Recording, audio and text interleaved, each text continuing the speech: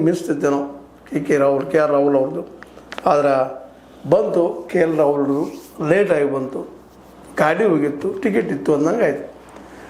ಇಲ್ಲಿ ನಮ್ಮ ಕ್ಯಾಪಿಟಲ್ಸ್ ಗೆದ್ದರೂ ಸಹಿತ ಉಪಯೋಗ ಇಲ್ಲದಂಥದ್ದು. ಆದ್ರೆ ರೂಲ್ಸ್ ಅದಾವ, ಆಡಿದಾರ, ಅದನ್ನು ನಿನ್ನೆ ಗೆದ್ದಿದ್ದಾರೆ ಈ ಒಂದು KKR ಜೊತೆಗೆ.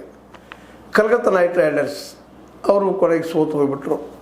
ಹೀಗಾಗಿ ಇಲ್ಲಿವರೆಗೆ ಈ 10 ಟೀಮ್ಗಳಲ್ಲಿ 4 ಟೀಮ್ಗಳು ಟಾಪ್ 4 ಆದವು. ಆದರೆ ಇಲ್ಲಿ ಗಮನಿಸಬೇಕಾಗಿದೆ, ವಿಶೇಷವಾಗಿ LSG ಮತ್ತು MI ಇವು 2 ಟೀಮ್ಗಳು ಈ 14 ಮ್ಯಾಚ್ಗಳಲ್ಲೇ ಏನಪ್ಪ ಅಂತಂದ್ರೆ ಈ ವಿಶೇಷವಾಗಿ MI ಇದ್ದಿದ್ದು 4 ಮ್ಯಾಚ್ ಗೆದ್ದದ, 10 ಸೋತದ. LNGನೂ ಅದರಷ್ಟೇ ಗೆದ್ದ, 4 ಗೆದ್ದು 10 ಸೋತದ. ಇವೆರಡು ಬಿಟ್ಟರೆ ಉಳಿದು ಎಲ್ಲನೂ ನೆಕ್ ಆ್ಯಂಡ್ ನೆಕ್ ಕಾಂಪಿಟೇಷನ್.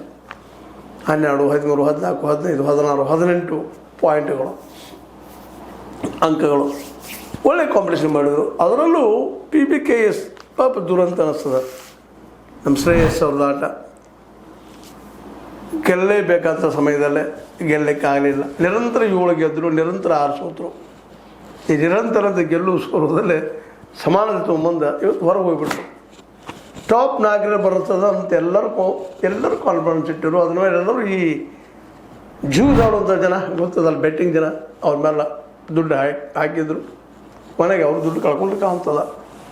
ಇದೊಂದು ಆಗಬಾರ್ದು ಆಡದಿಂದ, ಆದ್ರೆ ನಡೆದದೇ ಇಲ್ಲೇ ಅನ್ನುವಂಥ ರಿಪೋರ್ಟ್ಸ್ಗಳು ಬರ್ತಾ ಇದ್ದಾವೆ. ಭಾಳ ಜನ ಮಾತಾಡ್ಕೊಳ್ತಾ ಇದ್ದಾರೆ.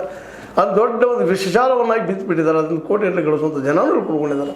ದುರಂತ ಇರಲಿ, ಅದು ಅಧಿಕಾರಿಗೆ ಸಂಬಂಧಿಸಿದಂಥದ್ದು, ಈ ಟೂರ್ನಮೆಂಟ್ ನಡೆಸುವವರಿಗೆ ಸಂಬಂಧಿಸಿದಂಥದ್ದು, ಅದರಲ್ಲೂ ಕೇಂದ್ರ ಸರ್ಕಾರಕ್ಕೆ ಸಂಬಂಧಿಸಿದಂಥದ್ದು. ಅದು ಮಾಡಬೇಕಾಗಿದೆ, ಜ್ಯೂಸ್ ನಿಲ್ಲಿಸಬೇಕಾಗಿದೆ ಇಲ್ಲೇ.